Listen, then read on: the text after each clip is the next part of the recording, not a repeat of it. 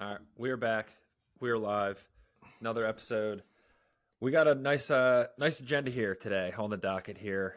I think first up, this topic here, Steve. I'm going to let you drive and open this up, and then I know we got a handful of other stuff that we want to get to here.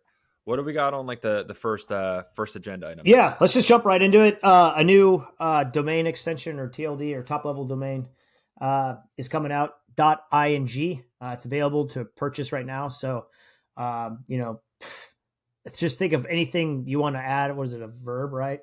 What is ing? You could do it. So, swim.ing.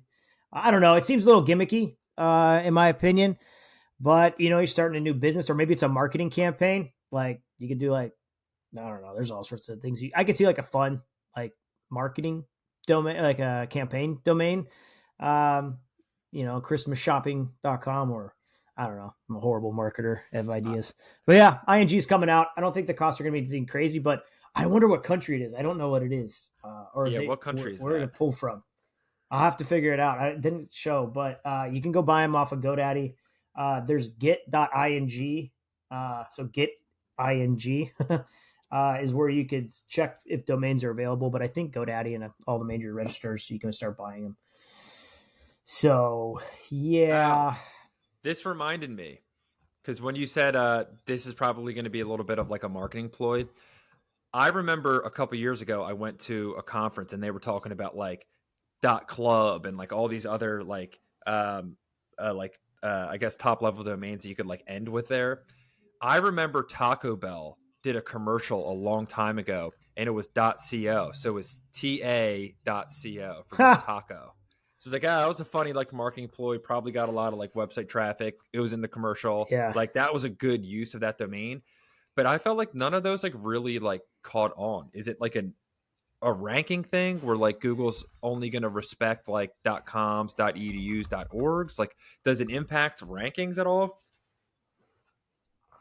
No, it's not going to help rankings at all. I mean, it's going to be a brand new domain. .coms tend to rank better, .govs as well, but that's tends to be just because of their backlink profiles being more established. Book.ing is available, they say. Like I'm thinking of booking.com. Oh, true. Yeah. I don't know if Dude, you might want to just purchase that real quick. Like you could, and just hold on to that for booking.com if they end up right? wanting to come after that and purchase that. Let's see if it's available. If I go to GoDaddy and see if I can do this real quick. That would be, dude. I remember hearing on an episode, a podcast of Dharmesh, the co-founder of HubSpot. He apparently is famous for having like ridiculous amounts of URL domains. Yeah, I could see that. Sorry, the pre-register. This is insane. I'm going to share my screen just because I'm going to let the reveal happen that way. Let's see. Share screen. Window. Dude, look at this. What is not pre-registered for $130,000 a year? I'm out. Dude, that's wild. Do I add it to the cart? No, thank you. Okay, so yeah, maybe they're not super cheap. Who knows? Maybe they already have a pre-spot or there's an auction to it. I have no idea. So, anyways, INGs are coming out. That's interesting. Yeah, I mean, hey, maybe this is a good little, if somebody has a good idea to buy a domain, sit on it for a little bit, make some money there.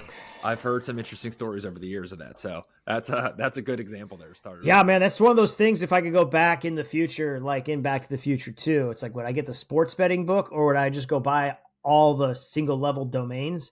Like I would buy x.com before Elon, knowing that he wants to buy it and he'll pay a ridiculous amount of money for it. So yeah. That's good. Hey, maybe nice. This is not investing advice, but hey, maybe there's an opportunity for somebody to make some money there. Yeah. All right, cool. Let's get into I know you shared one of the articles here for the most profitable keywords. I'll share my screen here. So, and I think this came out because there was some leak from a court document, I want to say. So essentially Google I think it's the antitrust case. The antitrust case. So again, shout out to Search Engine Land. We reference them a bunch on this show. So the top 20 most profitable Google searches. Um, dude, I would love if they like associated like revenue, like how much iPhone 8 just generated their business. Um, Nothing really like stood out on this list to me. Did any like these keywords like really stand out? Like, wow, like this was surprising to see. Like any thoughts? Yeah. Yeah. The branded ones are super surprising to me. Um, like Uber, Hulu, AT&T. And it's their most profitable, right? So, I can see, I guess maybe competitors are the ones bidding on Gotta be. AT&T, Uber, you got Lyft probably bidding on them. I mean, Spectrum, Comcast, Xfinity, they're all bidding on each other as a bidding war. I mean, like that's crazy. I mean, branded search campaigns. That's just kind of what threw me off. I was like, holy shit. People are spending a lot of money buying other people's brands, or the brands themselves are paying a lot of money for their own brand traffic. Um, yeah, because I mean, what, a third of these are brands coming across that they're AARP on making the there most. too. Yeah. So, I mean, I'm not surprised by like, cheap flights, car insurance quotes, etc. But these brand terminology being so high. I want to know that split of like who's bidding on them. Is it the brand themselves or is it competitors? I would have to assume it's, competitors if it's revenue, most profitable. Being like a search nerd, it would be like so cool to like go take a job at Google and like get some of this inside info here and learn that. I do think though, to your point about like surprising to see a lot of brands on here, that's like the age old question in search on the paid side of things. Do you bid on your brand? Do you not? I think there's always a case to be made at the very least to have like a little bit of your budget set aside for brand just to have some coverage here so competitors don't take that away, because you'd be surprised how many people search a brand and then click on an ad and have no idea it was a different brand, and then like you might miss out on that opportunity. So I think if there is a lesson here that comes to mind for me, would be like maybe set aside a percentage of your budget to protect your brand. The other thing that I will say here too that I was surprised now thinking about this and looking at this list a little bit more, like no legal terms on here. And in my career in the legal space, those usually have been ridiculously expensive keywords, like 30, 40, $50 cost per clicks in some instances for like any type of like lawyer terms or Like legal personal terms, injury lawyers, I've worked personal in injury, that that type niche. of stuff. Yeah, Yeah. they were like almost $100 a click, but I think it's a volume thing, right? Because that's going to be on a local scale, Yeah. etc. So like this is all national terms. But I guess what this shows me too is like people do search brands on Google. Like it's still a thing. Like they're not just going to their website; they're going to Google and searching a brand and clicking on an ad itself. So I guess That's Google like will so always be a crazy. place to go find a brand rather than just go to the website itself. Uh, It's so crazy that like it's really not now because it's so normal, but that is really like so interesting to think about that pretty much everybody, you're just conditioned. If you have a brand, you're just going to Google it and then you're going to go to their site. I couldn't tell you the last time that I've typed in like hulu.com and went directly to a site. The only time I could think of that is like on my Roku TV, if you have to like sign in for like a little app and like hey, go to this yeah. site, like I'll type it in directly. Other than that though, like it's wild how Google did such a good job of bottling up links and information that everybody's just conditioned just to Google it, even a brand name. Well, it's also the experience though. Like depending on your browser or like your phone, like an iOS Apple product. If you're searching for something, if you're in, I don't know if this works still the same. Let me see something. Hulu. It doesn't really. Yeah. Yeah, if you like search on your phone and you like did Hulu just on here, where's my stupid camera? Yeah, it comes up Um, here. yeah, you see the suggestions. That's Apple's own search engine that's going on. That'll come in as like direct traffic. It's like dark web traffic, as I call it. So, like, I mean, that's but if you're searching through. But if you're like in the browser and you search it, and there's like a suggestion of a website, that's still part of what is it, Safari's kind of native search index, and it comes in as direct traffic. So it's not like it pings Google first and then goes, um, to the search results. It goes straight to the website. So there's some Yeah. traffic that's hidden on a brand perspective because yeah, I couldn't tell you last time like I'm on Safari and I go look up Hulu or something and I just typically type it in, but then it auto suggests the website If it's on iOS Safari, that's their own system. That's nothing related to Google. So, but yeah, people are conditioned to do that. They don't type it in most times. And that also reminds me. I know we talked about like the anti the antitrust and like that entire lawsuit situation. Curious to see how that plays out there. To your point about like searching on iOS and how that would be impacted, how the App Store would be impacted long term, and how that's all going to pan out there. More to Yeah, come. yeah. We'll keep you guys up to date as the news rolls out. All right. I feel like a mainstay on this show has been like AI as of late, ChatGPT stuff and updates. It's like impossible how like it couldn't be at this point in time. I know we were talking earlier about like some of the tests that we've been doing in terms of like uploading PDFs to ChatGPT using a plugin. So let me share my screen. I mean, it's not like the best screen share, but just to give everybody some context here. So it looks like Reddit, there was like a little leak that dropped here that ChatGPT, what they're calling context connectors, are coming soon. So it looks like eventually you're going to be able to connect apps to access information on ChatGPT, which would include Microsoft 365 as well as Google Drive. So I'm sure we could think about a whole bunch of different things in terms of like where this could potentially go.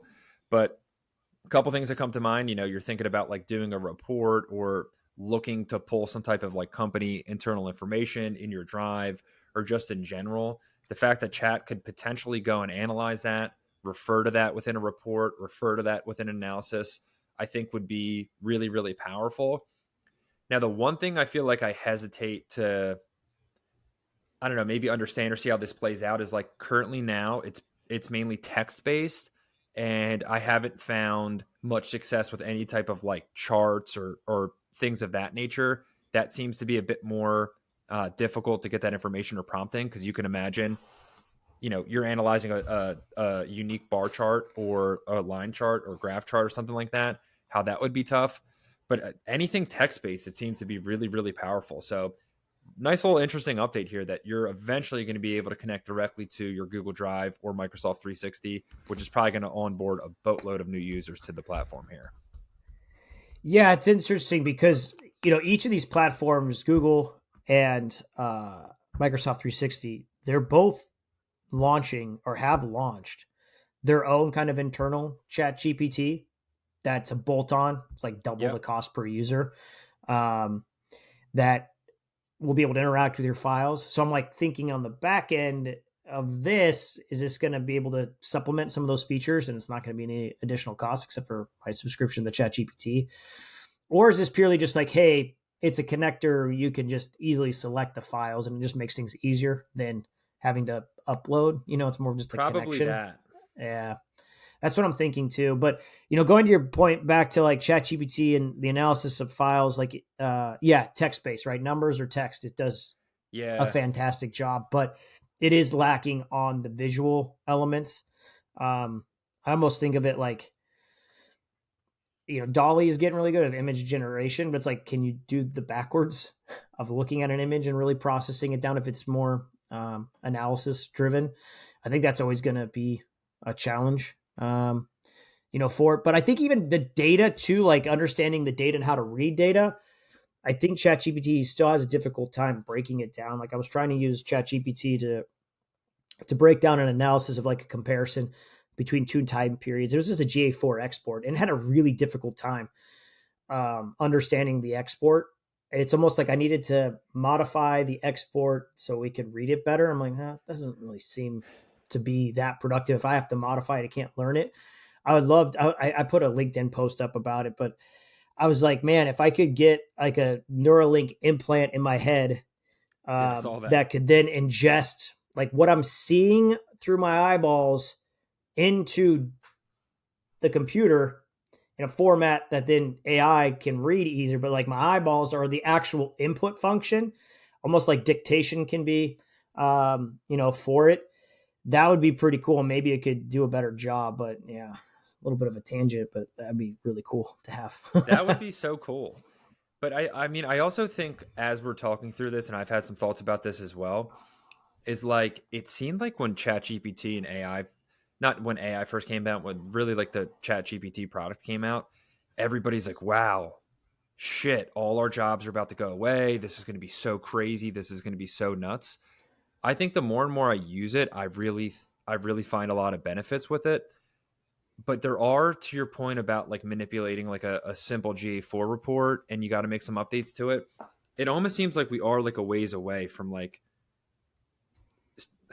I don't even know how to say this, but like you really do need to mess around with your prompts and you really do need to test things.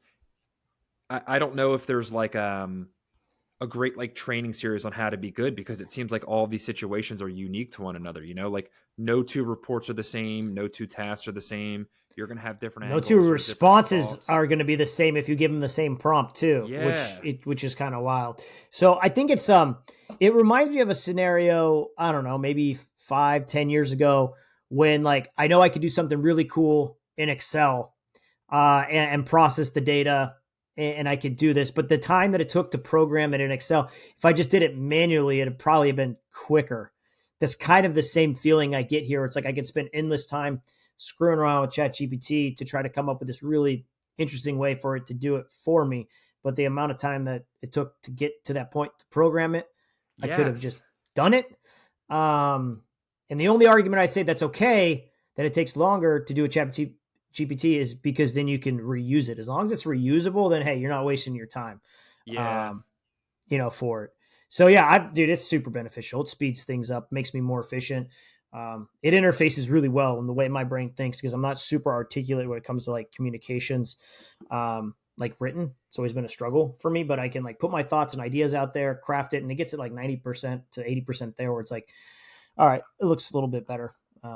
So yeah, it's going to be interesting to see where the product evolves into. They are definitely staying ahead of the curve as far as product releases than any of the other products. They keep releasing something faster and faster out. Um, like I do think one of the like you have this connection feature that you just talked about, but I Yep. do think instead of like the we talked this before we jumped on air was right now in ChatGPT 4, the paid version, you have a drop down of like, hey, what mode do you want to use? Dolly, the data analysis tool. There's a couple of different ones like plugins. They're going to mold that all into one. So it's just one unique experience because I think then you can start picking it back off those kind of modes or features and interact and come up with better prompts and experience. So I think that's going to be coming out real soon. I think some users already have it. I saw Oh wow. there's somewhere that someone has it. Um, so you can just upload an image or you can upload any file that you want and it's going to know what you're kind of needing from it. You don't have to isolate it into one of the beta sections. Yeah, it seems like you could see exactly where all this is heading pretty clearly. I think maybe a slightly slower pace than what was initially anticipated. And not to, I mean, not to like throw shade here, but like I do come across people on Twitter all the time of like, you know, I'm selling like this AI course and or like download this Notion guide because it has 1,000 prompts and 100 different tools. And I'm like, dude, all this changes so quickly and rapidly. I don't really know what value you would be getting from like purchasing something like that just yet. I feel like a lot of people are taking advantage of this wave and potentially Yeah, making some money off it. But I'm like, I don't dude, know, man. All of this any stuff new is like wave, there's going to be some people that just sell some garbage that looks pretty that looks on cool. the Yeah. outside. That looks cool, but it's like doesn't honestly hold a lot of value. They make their quick push of money. I mean, do just think about it with the crypto NFT space. Anything that pops up new, it gets its push, and then hopefully you're just not dumb enough to buy those things. uh, But whatever, it it is cool though happens. to see this evolution here, and I think it's clear where it's going. I know Yep. I know. So on the Twitter side of things here, in terms of like some recent updates, or I guess you call it X, and like a little sidebar. It's interesting. I don't know if you listen to Elon. He just went on Rogan. He'll do the same thing. He'll be like mentioning a story and say Twitter or known as X now, or be like X/Twitter. Like he doesn't even like default to calling it just X still. So I'm in the same boat of like calling it Twitter still. But I know there's an update that we wanted to chat about. Yeah, so the update wasn't specifically about Twitter or X. It was just posted on X. I mean, Google published it later on their little SEO monitoring blog of updates. But anyways, there was another freaking update for SEO. Let me see. Let Seems me like this pull happens up. all the time here.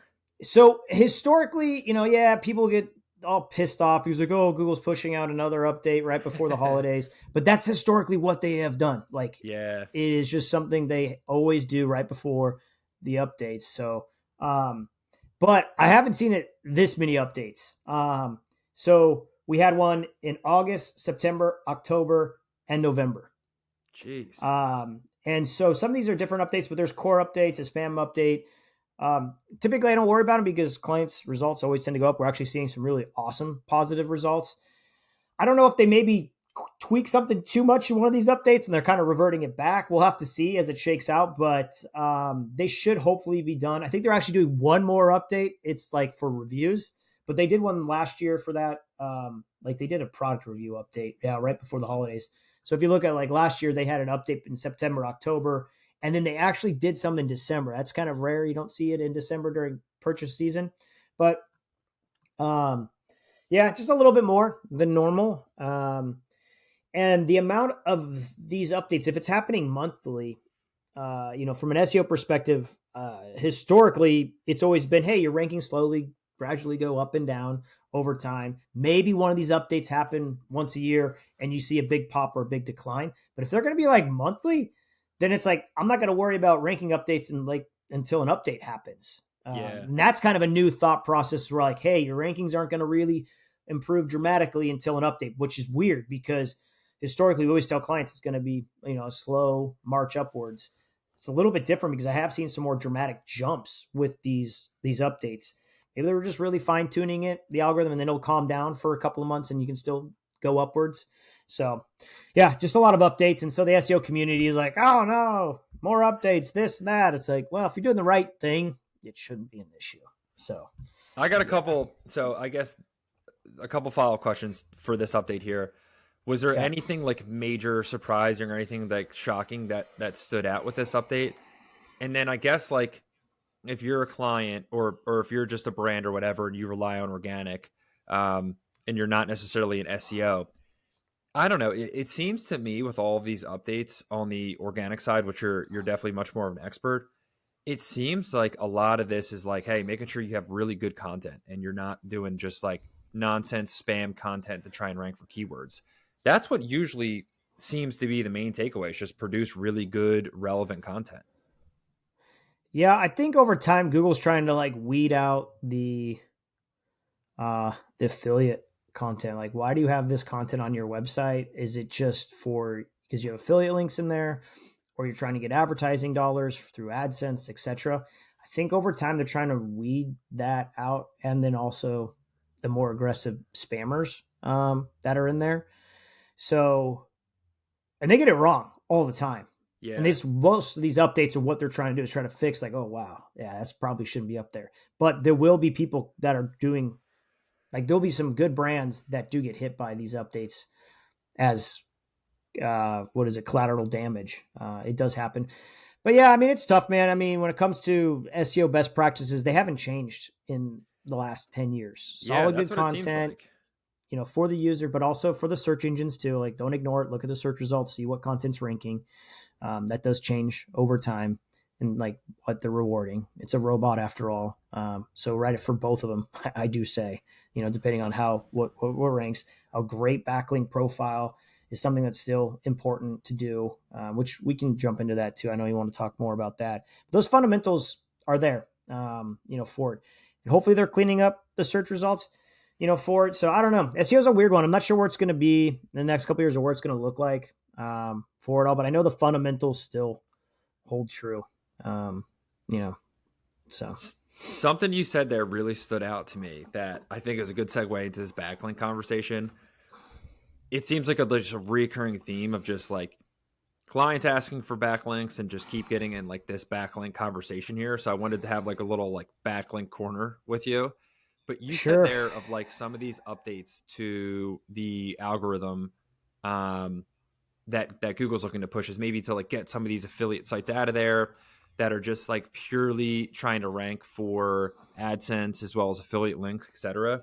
So I think that's a good segue into backlinks because it seems like I don't have nearly as much experience in backlink acquisition, but as I get more involved in that process, dude, sometimes you could work with, companies that would acquire backlinks for you. And then you check out these websites and you're like, this website seems to be strictly built around one theme and then just as many blog topics as possible on that one theme to give them as many opportunities as possible to get a backlink inserted in those links and then build a business off of affiliate revenue, off of AdSense, and off of backlinks. You have a bunch of experience in this space. So I guess like, does Google maybe speak to like the quality of site that your backlink comes from? Like, does that have a big impact in your website ranking? And like, let's start there. Like, because I have so many questions on this topic, but let's at least start there. Like the quality of site that's sending that link towards your site.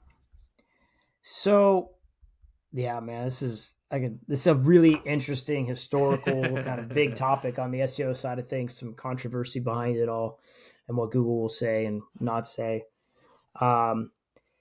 So your first question, as far as the quality of a site and getting a link from it, getting back to your site. Like, do all backlinks equal? I'm assuming no. So no. And so how do you gauge what's a quality site?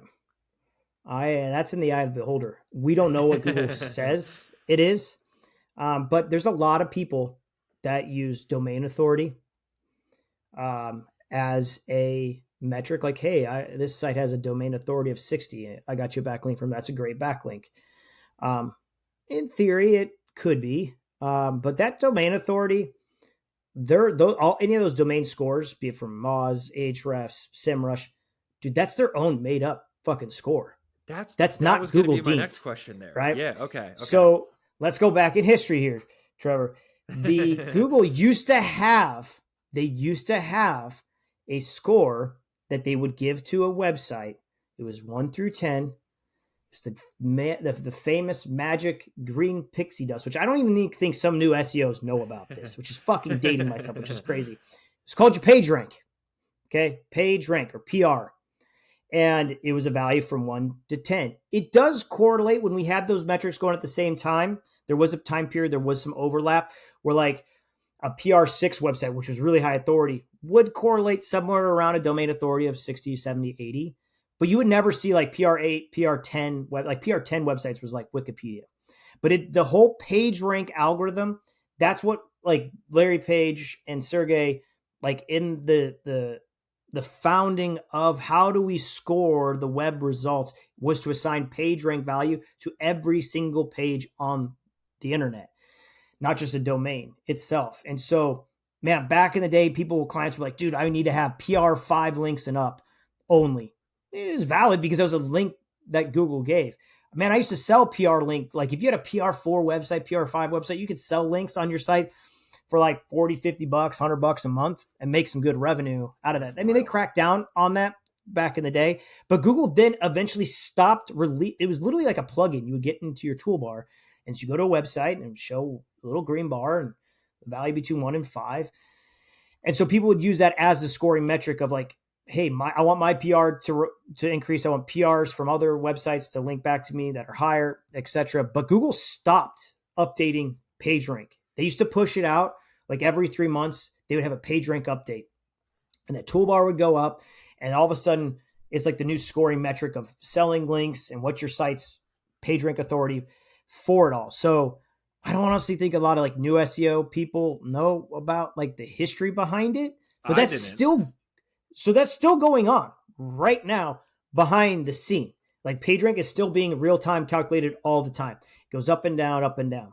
So this kind of goes back to your question of like what makes a good quality site in the eyes of the search engines. So the search engines, specifically Google, has gotten good over the years of if they think it's a spam type of link to your website, they say in theory that it would just not even count to your backlink profile, which as an SEO, a lot of people have said, well, shit, that means I can just spam backlinks to my website. Google is going to automatically sort out the bad links, and we're going to only pick up the good links. I wouldn't recommend that because they do have manual actions that can occur and you can get penalized. There's updates called like Penguin that happen. I don't see them as often, to be honest. So it's either you're just wasting your money on shitty, links that are coming through that aren't accounting for it, but you'll never know. Like they keep it that kind of mystery. But my rule of thumb of when we're doing backlinkings for clients, yeah, some of the sites, they're not the prettiest. We want to make sure they're on topic, they're on brand. But if it's truly just an SEO link and passes authority, and what we think is going to pass that Google filter, one thing I love to look at is, according to these third-party tools, does this website have rankings? And is it growing over time? That I feel like is the strongest signal you can use to see how authoritative a website is. I don't give it a score or metric, but if I see a consistent growth of keywords that are diverse in a space, or maybe they have some really good authority rankings on a couple of keywords that drive a lot of traffic, that tells me that if Google is willing to rank that website for popular keywords and it is getting organic traffic, then regardless of domain rating, it's doing legit. something right on an authority perspective.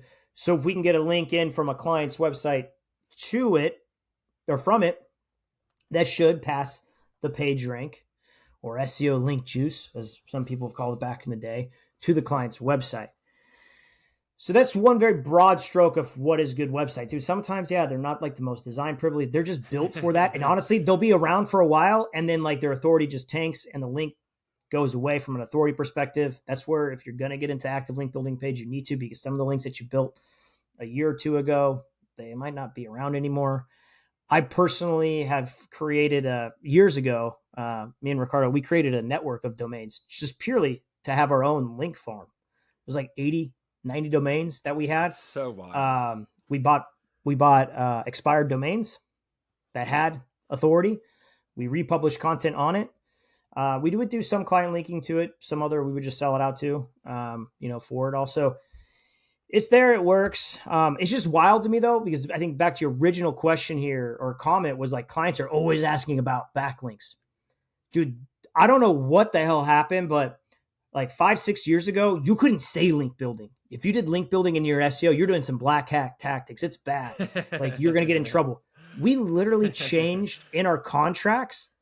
Instead of saying link building a month, as a good marketer, we changed the name to content marketing outreach, just so it wouldn't have a negative connotation, because clients would get freaking freaked out about it. Because I still think it's about 30, 40, maybe 50% of the algorithm is increasing your page rank by getting links from other websites. But it had such a bad public relations issues because there was penalties going on, clients' websites getting kicked out of the index for doing way too many spam links, etc. So it had a really bad negative connotation. So to hear clients coming back and saying, hey, well, how many links are you doing each month? This and that. That's a tough one, because you don't want to build too many links too fast either, because that velocity is going to look weird to Google. So you're going to have a nice pace for it all.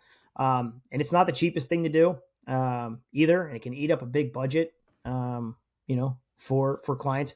Just being tactical on where you're linking to, the anchor text.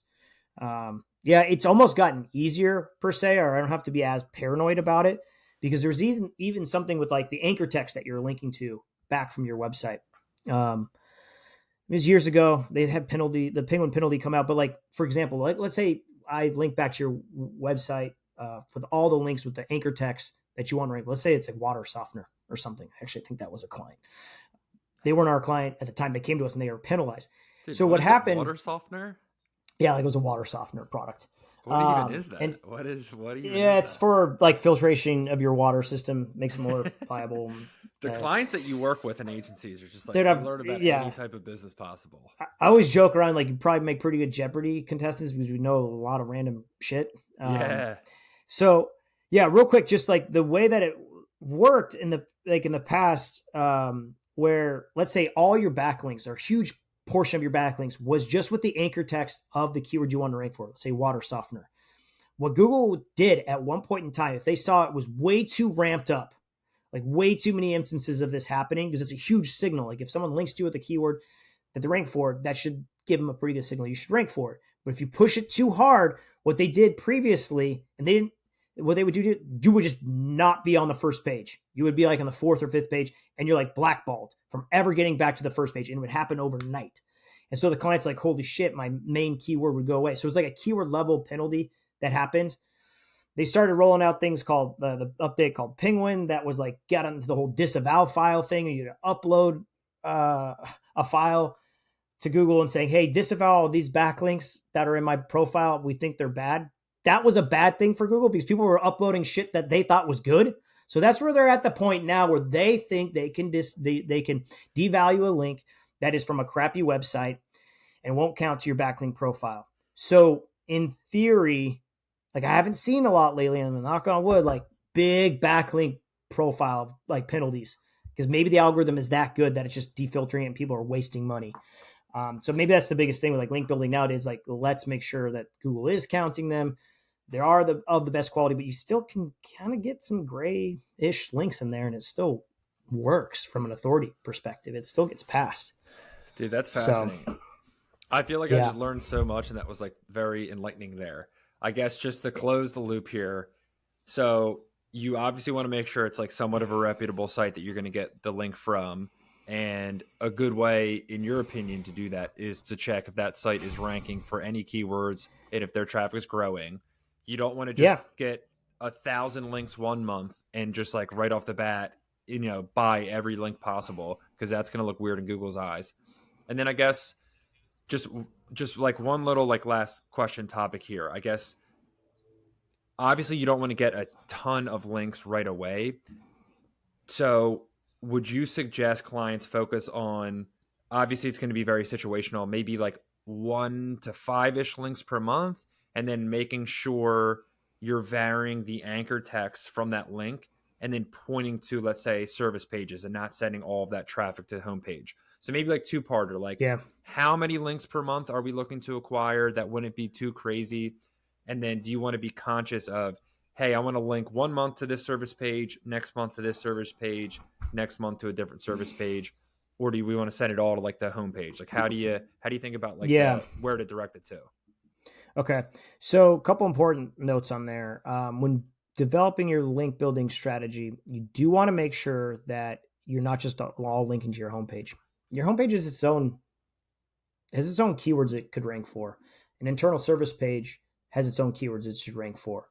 And so, having a diverse mix of where you're linking to, homepage, service level page, product category level page, is key.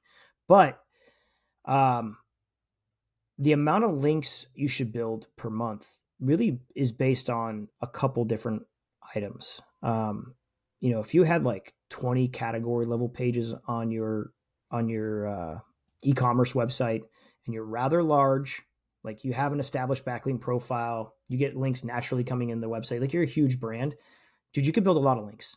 It's not going to go and set off any flags because there's enough velocity coming in naturally that you could do link building to 20 of those category pages, but is one link a month enough for an individual page and a brand that big and that competitive? Probably not. So you could have a really, really, really big link building campaign that could cost like 20, 30, $40,000 a month. They're wild, but it is possible if it's your big brand. But if you're kind of a smaller business itself, your links that you're probably only building is like 1 to 5 links a month, maybe get up to 10 if they're good quality for it. But you do want to make sure that you're not spreading yourself too thin in building your links. So a strategy is to make sure you're watching consciously where you're building links to. And if you see progress and they get into the first page and they get into like maybe the top 5, you can pull back a little bit from the link building, maybe focus on another section get that to rise up, but then just kind of watch quarterly because you'll have to pop a link in here from there. So it's a little bit of there's a big part of the strategy of how you're trying to coax the search engines into how many links to what page. But yeah, typically, man, you're only like 1 to 5 links a month are going into a lot of business websites, maybe up to 10. Only really big brands I've seen get away with some crazy amount of like Got it. links because they can. Yeah. Cool. All right. That makes so much sense. I think that's like super helpful there and gives a lot of clarity, like this whole like backlinking game and And that's how to think honestly about like it. so that's my philosophy from the last 16, 17 years doing SEO. It's conservative, I would say. Um, in my eyes, there's going to be some SEOs that are a lot more aggressive saying, nah, Steve, you can do a lot more. And there's going to be some other ones that are like, dude, you need to do a way different type of link building. You need to earn them, etc. Let the naturally build them. So it's a very much a philosophy, religion, mixed in with like I can see pseudoscience that develops SEO. So I will throw that as a fat disclaimer that, man, you could talk to some other SEO that's done it for 17 years and could say the complete opposite. But at the end of the day, if we get the results, that's what the clients are looking for. It's all that matters. Yes, sir. All right, talking about backlinks, I think a good fun topic to end off that we were talking about, like linking wise, is like Starlink. There's this nice update here. I see what you did there. Look at You like that that little pun? transition. This motherfucker. I'm gonna let you drive on this update here because you pinged this to me. I thought this was like really interesting in terms of like this Starlink update. Yeah. So Starlink, if anybody's not familiar with it, it's a product. I think it's through SpaceX. I want to say, Yeah, I don't know if there's separate because companies there. I was wondering that as well. yeah, I mean they're using SpaceX rockets, which obviously Elon and his team is in charge of to basically launch low orbiting Earth satellites that then can transfer internet across the world. So Starlink itself is pretty bitchin'. I think I want to try to get that for my house. It's not as like the fastest speed. I think Same. it's like 100 megabytes per second, up to 300, depending on what you're going to do. There's an upfront cost for it. But then like, I think it's only like $100, $150 a month or so for Starlink connection, but it's solid connectivity for wherever you go. So that they're starting is basically bringing internet to the world, right? And there's a lot of revenue to be made in the internet provider I can only business. It's imagine. ridiculous. I could only like do Cox, Spectrum, whatever you guys have on the East Coast. They're probably flipping out about this because it doesn't need the infrastructures of lines, wires, and all that heavy cost. Like he just skipped it and went to outer space So and is building the network. not to cut you off, but so I'm uh like thinking about this properly. So essentially now like and like AT&T, like Xfinity, like pretty big over here. So essentially like those like those cell tower units and all of those lines and everything is traditionally how like you're going to get like Wi-Fi and internet connection. So essentially what Elon did was like put these satellites in space and connect these satellites in space, which is a whole different way in which like these are configured here basically is Yeah, no, the main it's difference. using satellites to transmit internet. Yes. Got And it. Got it. there is some progress to actually bring them even lower in orbit, so the bandwidth would go up even higher. But it's like, how much bandwidth are you going to need above 100 megabytes per second? Dude, he offers 300. So, I mean, a lot of these institutions are going after is for like, big businesses like 300 megabytes per second. You're going to be just fine. You get faster. Maybe we'll get to a gigablast through the satellites. I could see that there in 5 years. And then why would you ever need a infrastructure here, through landlines? So yeah, man, he's providing internet to the world potentially, which is really interesting. Like you can go in the backwoods and still have internet, like you're sitting here. So the internet will always be around us. But one of the latest things that he's releasing is that starting in 2024 via Starlink, you'll be able to do text messaging, and then eventually there'll be voice and data in 2025, which is really interesting on how that's going to work. Like he's going to have his own cell phone provider system. The texting, though, I think right now he still has to get the information down from the satellites and then still go through network providers to get the text messages to come through, like the cell towers themselves.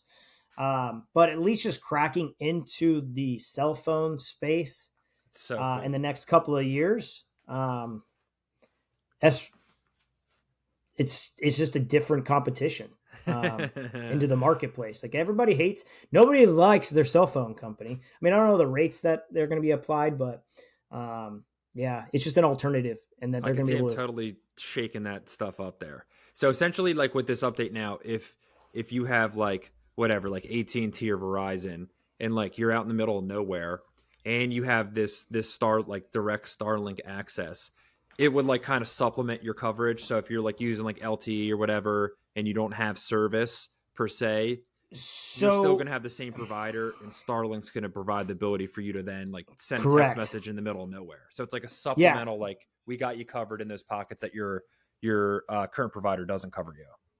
correct, yeah. They're partnering up with those to basically be that in between. So yeah, it's on their website. So let's see, direct to cell works with existing LTE network or LTE phones wherever you can see the sky. No change to hardware, firmware, or special apps are required, providing seamless access to text, voice, and data. That's so wild. That's so sick. Yeah. Yeah, you could totally see this going full blown. Like there's going to be a. I'd be curious what it would be, if it would be like a Starlink phone, if it would be like a Tesla phone or whatever, but connected to Starlink network. Like you could totally see Elon taking over this game here. Yeah, Bezos, as he's got his own rockets and he wanted to launch his own satellite internet service as well, but he just hasn't done it yet or even are at the scale. And so these guys are pumping out a crap ton of satellites, Do you think like about in like an the insane. advantage there of being a first mover in Elon's position? Like you just have this whole infrastructure set up Yeah. already in space right now, just going. And you also have SpaceX and all of those engineers and all that technology. I would assume like that's not like an easy thing just to spin up, you know? Yeah. So I'm reading Elon's biography, well, listening to it, Is it and good? The Walter Isaacson it's one? yeah, it's really really good. He gets into an amazing amount of different stories for, but one of the topics was Starlink and the whole Ukraine war, Which and is fascinating right now. Elon basically sent for free the internet to Ukraine so they could actually operate defensive militarily, and but they got to a point where they wanted to do an offensive strike Ukraine to Russia. Well, let me take a step back. Russia basically disabled all of Ukraine's internet because they were using like Viasat or something like that, and they hacked it and took it all down. They're not able to hack Starlink for whatever reason. Um, they're good enough programmers where they haven't hacked him, so they gave him, Elon basically for free. I mean, they're government contracted now through a third party, so it's not too much of a conflict of it. But before that, there was an offensive move that Ukraine wanted to go into Crimea and like use fucking submarines, like drone submarines to go blow up some ships, and they're going to use Starlink's internet to do it the whole way through. And Elon's like, dude, that's insane. Like, I'm not going to be part of an offensive war, and turned it off. So that's the other crazy part is like this can be turned off and turned on. And so there is a monopoly effect here that's going to occur. Yes. But just to know, like, dude, that guy was determining some war stuff going on and he's trying to do it for the better, but it's one person's mind and no one's ever perfect. And I couldn't even imagine being in a situation and decision like that. So, I heard him, he talked on a podcast, and I want to say that because of that component, I think like he had to get the US government involved with that decision making yeah, because of that fact. Like I totally hear your point about how like this could be, one person's decision, like turning it on and off and everything. But I do think Elon also like leaned on like the government to be like, hey guys, like, is this allowed? Like, is this legal? Like, so I think they also had to chime in on that decision there as well, I want to yeah. But this motherfucker was getting text messages from like Ukrainian say. government war generals, like, "Hey, dude, turn the internet back on for That's us, so so we can do wild. this." So it's, I mean, it's super powerful, man. I just think that households are going to have Starlink. Everybody's going to be on more of the internet through satellites. Um, Not to it's go on like a little Elon fanboy rant here, but like love Elon. I would love to one day. So we're in the city right now. Once we like get outside of the city, would love to have some Tesla solar panels hooked up to your house, and then you could like see your whole like house infrastructure. Then you have connected Starlink to your house, and just have like a full like if anything like shit hits the fan, something happens with the environment, like Yeah. whatever's going on in the economy, whatever, you're at least got some like Tesla backup with your solar as well as like storing batteries there, and then you got Starlink. Like he's like hooking that up for like doomsdayers, if you will. There, like your house could be like Yeah. total bulletproof. No, it's definitely a he's just thinking of the future. A lot of people don't of it, and like to think of the future, it's got to look like the future is one thing he says. Like that's why like the the truck, the Tesla truck, the Cybertruck, like he's like I need it to look super futuristic, so it looks like the future. Even like the robo taxi that they're working on, and like the $25,000 electric car. Like I guess it's got a wild design that it looks futuristic. So I mean, I will do say, man, private companies pushing the boundaries for innovation. Um, it's great to see. It has to happen, or it's just not going to. We've been stagnant Yeah, for so long, and so he's got a lot of criticism. Totally get it, and a lot of it is valid. totally. Um, but like, dude, to push through and do a lot of things that people wouldn't want to do. So I'm all for it. I think for good or bad, to push the limits, to explore, build new things. We need that, man. Otherwise, it's not going to be good. We need private companies to step up and do that, because we know like government. I don't know about that. Yeah. The one like advertising thing that that could tie back to Elon, that he said on Rogan recently is like he was like Dude. an advocate for like the pharmaceutical companies advertising, that got like a lot of flack there. So I thought that was interesting. So Yeah. you You could know see it. what? I saw that. I saw one of a person on LinkedIn had talked about it, and my comment to that whole situation is, dude, he bought Twitter. 90% of their or revenue is from ads, and I bet 90% of that ad revenue, or 90%, or let's say 80% of that 90% of ad revenue is probably pharmaceutical companies. They have I thought the ridiculous amount same of thing. budgets, and I wonder what his answer would be before he bought Twitter. Be like, Yes. nah, it's bullshit. Yep. But he's like, well, now that I have my hands cuffed to advertising money and dollars, and it's like we got to keep this thing around for free speech, so we have to have it. So yeah, as long as they're pretty truthful and honest, that's okay. I'm like, nah, dude, I don't know. I wonder what his response would be if he didn't buy Twitter. That is because I don't think it would be the same. I thought the same thing. It had to tie back. He got a ride for ads now with his Twitter acquisition. I think that's a good place to wrap up there. This was one of my favorite episodes I think that we've ever done here, to be honest with you. Yeah, it was fun. Got a lot of different topics, marketing and futuristic stuff. So, and we got to talk about our boy Elon. So I'm cool with that. All right, I love it. All right, we'll be back next week there. Appreciate you all tuning in. Yep. Sounds good.